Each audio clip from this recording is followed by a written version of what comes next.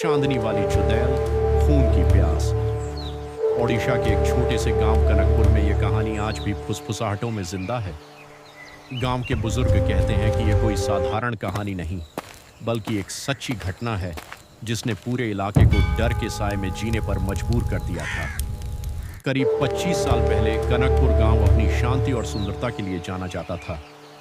चारों तरफ घने जंगल, दूर दूर तक फैले खेत और बीच में बसा एक छोटा सा गांव। लेकिन उस शांति के पीछे छिपा था एक ऐसा रहस्य जिसे जानकर किसी के भी रोंगटे खड़े हो जाएं। गांव में एक लड़की रहती थी, चांदनी। उसका नाम ही उसकी पहचान था। वह इतनी खूबसूरत थी कि लोग उसे देखते ही रह जाते थे।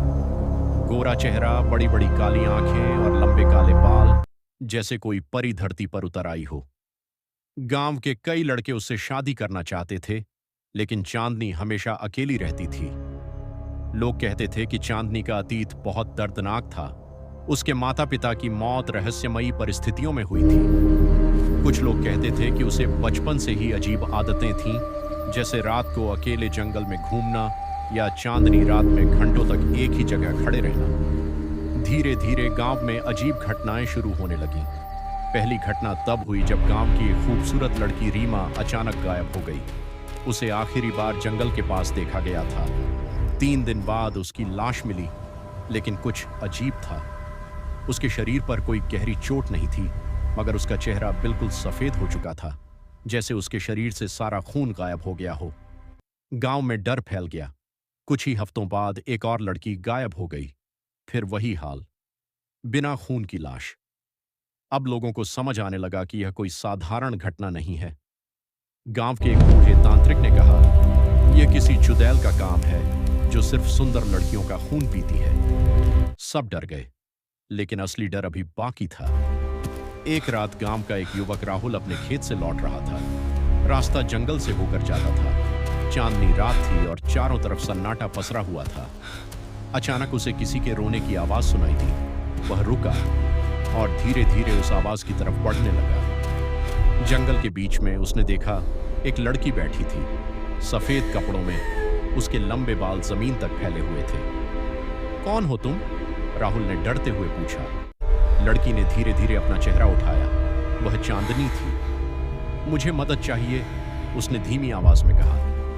राहुल थोड़ा शांत हुआ, लेकिन कुछ अजीब था। चांदनी की आंखें लाल लग रही थीं और उसकी मुस्कान बहुत डरावनी थी। अचानक राहुल को लगा जैसे हवा रुक गई हो। चारों तरफ सन्नाटा और गहरा हो गया। तुम इतनी रात को यहां क्या कर रही हो? उसने पूछा। चांदनी धीरे धीरे खड़ी हुई और उसकी चाल कुछ अजीब थी, जैसे उसके पैर जमीन को छू ही नहीं रहे थे। मैं शिकार ढूंढ रही हूं, उसने फुसफुसाते हुए कहा। राहुल के शरीर में सिहरन दौड़ गई। क्या क्या मतलब? उसने घबराकर पूछा। अचानक चांदनी जोर से हंसने लगी, एक ऐसी हंसी जो इंसान की नहीं लगती थी। मुझे खून चाहिए, सुंदर लड़कियों का खून, तभी मैं जिंदा रह सकती हूं। राहुल अब समझ चुका था, यह वही चुड़ैल है जिसके बारे में गांव में बातें हो रही थी। वह भागने लगा, लेकिन तभी चांदनी ने अपना असली रूप दिखाया। उसके बाल हवा में फैल गए, आंखें पूरी तरह लाल हो गईं और उसका चेहरा डरावना हो गया। उसके दांत लंबे और नुकीले हो गए थे। तुम भाग नहीं सकते, उसकी आवाज गूंज उठी।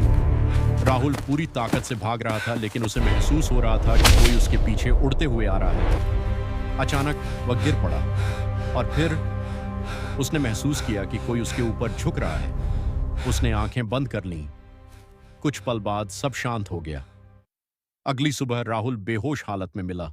वह जिंदा था, लेकिन उसका चेहरा डर से सफेद पड़ चुका था। होश में आने के बाद उसने जो बताया, उसने पूरे गांव को हिला दिया। वो चांदनी नहीं थी, वो चुड़ैल है। वो लड़कियों का खून पीती है और उसने कहा कि अगली बारी किसी और की है। अब गांव में दहशत फैल चुकी थी। लोगों ने अपनी बेटियों को घर से बाहर निकलने से रोक दिया। रात होते ही पूरा गांव सुनसान हो जाता था। तांत्रिक ने कहा कि उस चुड़ैल को खत्म करना होगा, वरना वह पूरे गांव को बर्बाद कर देगी। एक रात कुछ लोग तांत्रिक के साथ जंगल गए। उन्होंने एक विशेष पूजा की और चांदनी को बुलाने की कोशिश की। कुछ देर बाद हवा तेज हो गई, पेड़ हिलने लगे और अचानक एक जोरदार चीख सुनाई चांदनी प्रकट हुई, लेकिन इस बार उसका रूप पहले से भी ज्यादा भयानक था। तुम मुझे रोक नहीं सकते, उसने गुस्से में कहा। तांत्रिक ने मंत्र पढ़ना शुरू किया। आग की लपटें उठने लगीं। चांदनी दर्द से चिल्लाने लगी, लेकिन अचानक उसने हमला कर दिया। एक एक करके वह लोगों को घायल करने लगी। आखिर में तांत्रिक ने आखिरी मंत्र पढ़ा और एक ताबीज उसकी तरफ फेंका।